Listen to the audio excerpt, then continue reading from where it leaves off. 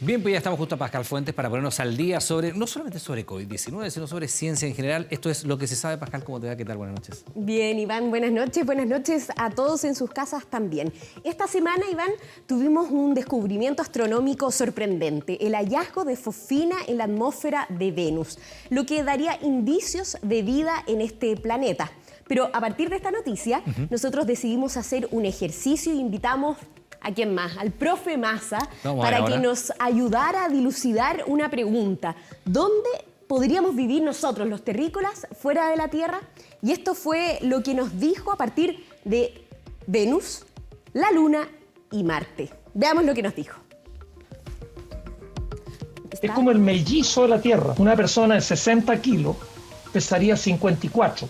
Pesaría el 90% de lo que pesa en la Tierra. La temperatura en el suelo de Venus es de 460 grados. El océano se fue a las nubes y hoy día tenemos una presión atmosférica terrible, 90 veces mayor que la presión atmosférica en la Tierra. Equivale a estar como 1000 metros sumergidos en el océano. Si tus tataranietos, hay ni una posibilidad que se vayan a Venus. Si tú pesas, digamos, 60 kilos, en la Luna pesas 10. No tiene un campo gravitatorio lo suficientemente intenso como para hacerse dueña de una atmósfera. En la Luna vaya a poder saltar 20 metros de altura, a lo mejor si te lo propones. La Luna tiene un día que se demora 30 días. En el día, en el ecuador lunar, la temperatura llega como a 120 grados. La noche dura 15 días. La temperatura baja como a 150 grados bajo cero. No va a haber una colonización de la Luna, pero van a haber bases lunares que estudien las condiciones allá. A Marte uno se demora 9 meses en llegar. Es la mitad del tamaño de la Tierra. Tiene un día de 24 horas y media. La temperatura en el día, en el verano, puede ser 10, 20 grados. La presión atmosférica a nivel de la superficie en Marte equivale a estar como a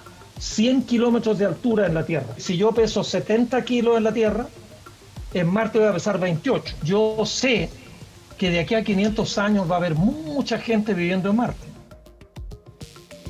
Hay un claro ganador. Sí, claro, y además el profe Massa ha escrito libros sobre Marte, que es la nueva frontera, y evidentemente, bueno, yo conozco a algunas personas que estarían felices con la Luna con una noche de 15 días, no que dure la noche, pero la verdad es que parece ser que Marte es lo más probable si es que alguna vez el hombre llegara a salir de la Tierra, ¿no? Así es, pero ¿cómo serían las condiciones en las que el hombre tendría que vivir en Marte? Se lo preguntamos también al profesor, pero indagó más de este tema Joaquín Troncoso. Veamos lo que nos dice. Marte, el planeta rojo, el segundo planeta más pequeño del sistema solar, podría recibir a un grupo de terrícolas antes de lo que pensamos. Marte lo vamos a colonizar. Elon Musk, el dueño de SpaceX, dice que quiere poner 1 millón de personas en Marte en un siglo. 1 millón de personas en Marte, pero ¿cómo sería la vida en este planeta? Olvídese de inmediato de las construcciones terrícolas. Su hogar tendría que ser una especie de iglú, y no cualquiera, uno que reuniera ciertas condiciones. Temperado, presurizado, oxigenado para que podamos respirar, y después haces otro iglú y lo conectas por un túnel. Después haces otro iglú y lo conectas por un túnel. Entonces vas armando una ciudad que es toda semisubterránea. Y para la construcción de estas estructuras no podría usarse cualquier material. Afortunadamente ya hay quienes han pensado qué usar. Científicos de la Universidad Tecnológica de Singapur dieron con un elemento clave, la quitina, que está más cerca de lo que usted piensa. La quitina es un carbohidrato que ofrece protección y sustento al cuerpo de los insectos y mezclado con el suelo marciano formaría, según este artículo, un concreto mucho más liviano, perfecto para la vida en Marte. Y así ir haciendo lo que llaman terraformación, transformar Marte de un desierto brutal en un lugar donde la gente pueda vivir. Construcciones que lucirían así, casi emulando un episodio de Star Wars y usando probablemente trajes presurizados. Si tú le echas presión al traje, el traje te presiona el cuerpo y te mantiene como el cuerpo quiere estar. A diferencia de la temperatura en otros planetas como el infernal Venus, Marte podría brindarnos condiciones menos complejas para habitarlo. Marte es más frío que la Tierra, pero la temperatura en el día, en el verano, puede ser 10-20 grados. No vamos a tener jamás una temperatura de 40 grados de Marte, porque no hay tales temperaturas. Una posible colonización de Marte que va tomando forma a diario con cada descubrimiento. Y quién sabe, quizás incluso usted, que hoy escucha esta nota, pueda en el futuro recordarla desde el planeta rojo.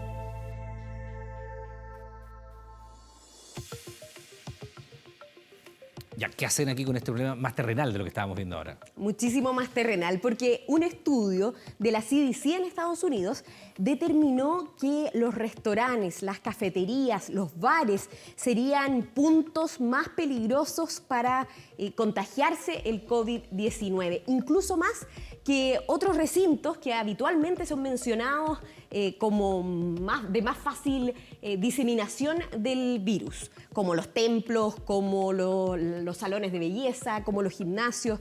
Este estudio que determinó, a partir de un grupo de personas que analizó del grupo de contagiados o de quienes dieron positivo para el COVID-19, se determinó que había una variable mucho más alta que para el otro grupo, para el grupo que había salido negativo, incluso el doble más alta. Y era que justamente ellos habían asistido días antes de presentar síntomas a un restaurante, a un café o a un bar. Digamos que el uso de la mascarilla aquí es fundamental porque finalmente en estos recintos nosotros dejamos de usar la mascarilla porque obviamente tenemos que comer, tenemos que tomar y no podemos hacerlo con la mascarilla puesta. Pero ¿cómo podríamos no contagiarnos de COVID-19 o por lo menos disminuir el riesgo de hacerlo, pero sin evitar ir a los restaurantes? Le preguntamos eso a la doctora Vivian Luxinger. Veamos lo que nos dijo. No tiene el mismo riesgo, es bastante menor el riesgo si está en un espacio cerrado. Entonces, en los espacios cerrados en que hay cercanía entre las personas, especialmente si no hay circulación de aire y, por ejemplo, está el aire acondicionado, que hay movimiento de aire, pero no hay circulación del aire, eso favorece precisamente que el virus que está excretando a alguien le llegue a otras personas. Lo que pasa es que si es al aire libre, tú tienes movimientos del aire y, por lo tanto, disminuye la posibilidad que llegue una persona a otra, pero no lo elimina por completo. Y si estás muy cerca, obviamente que tienes el riesgo de infectarte. Hay que fijarse qué distancia tienes de las otras personas que están comiendo en el mismo lugar. Si vas a estar expuesto con otras personas, la distancia es súper importante. Debiera haber por lo menos 2 metros de distancia con otras personas. Bueno, eso es parte como del protocolo que debiera haberse implementado, al menos la chica lo ha trabajado en ese sentido, la Secretaría de Salud también. Mi experiencia, yo me ha tocado ir a un par de restaurantes después de que se levantaron al menos las cuarentenas acá en la región metropolitana en algunas comunas y volvió la actividad gastronómica. Efectivamente las terrazas están siendo de bastante utilidad, incluso algunas calles que se han cerrado. Me parece a mí la experiencia que yo he visto que sí se ha mantenido la distancia de momento entre mesas y mesas. Tú me decías que a ti no te había pasado algo parecido. No, pero usualmente lo que tiene que hacer, digamos, es responsabilidad de todos. Eso yo creo que es lo que tenemos que repetirnos una y otra vez, que finalmente nosotros también nos tenemos que fijar. No es solo responsabilidad de, en este caso, los locatarios, sino que nosotros también tenemos que mantener la distancia, como decía la doctora, 2 metros, 1,5 metros, para por lo menos así evitar riesgos o por lo menos minimizarlos. Iván, pasemos a otra duda que tenemos respecto, esta vez, al uso de la mascarilla, porque sabemos muy bien que la mascarilla nos permite evitar el contagio, pero un estudio de la Universidad de California determinó que incluso podría generar inmunidad. La mascarilla. Así como suena, sí. La mascarilla podría generar inmunidad. ¿Y cómo es esto? Es un efecto que funciona de la siguiente manera. Cuando nosotros ocupamos la mascarilla, si llegamos a infectarnos usando la mascarilla, la posibilidad de adquirir la enfermedad tiende a ser más leve, asintomática. Incluso en este estudio se planteó que la población cuyo uso de la mascarilla es mucho más alto, casi universal, en las poblaciones asiáticas vimos que es mucho más común usar la mascarilla cuando se presentan epidemias o virus, etcétera. El porcentaje de la población alcanza el 80% de asintomáticos. Pero ¿cómo podemos entender que funciona este efecto? Se lo preguntamos a la doctora Cecilia Vizcaya. Escuchemos. Mientras mayor es el uso de mascarilla, se ha observado y se comenta en este estudio que existe una menor exposición a las partículas virales y eso llevaría a que nuestro sistema inmune logre controlar el virus en forma más adecuada, disminuya la inflamación y la respuesta grave que desarrollan algunos pacientes y de esta manera disminuir la gravedad de la enfermedad. ¿Qué es la variolización? Consiste efectivamente en exponer a pequeñas cantidades del agente infeccioso y que nuestro sistema inmune sea capaz de controlar esta pequeña cantidad y de hacer defensas o inmunidad contra ellas, evitando infecciones posteriores. Y podamos tener inmunidad sin desarrollar la enfermedad grave, como se ve en un 20% de los pacientes aproximadamente.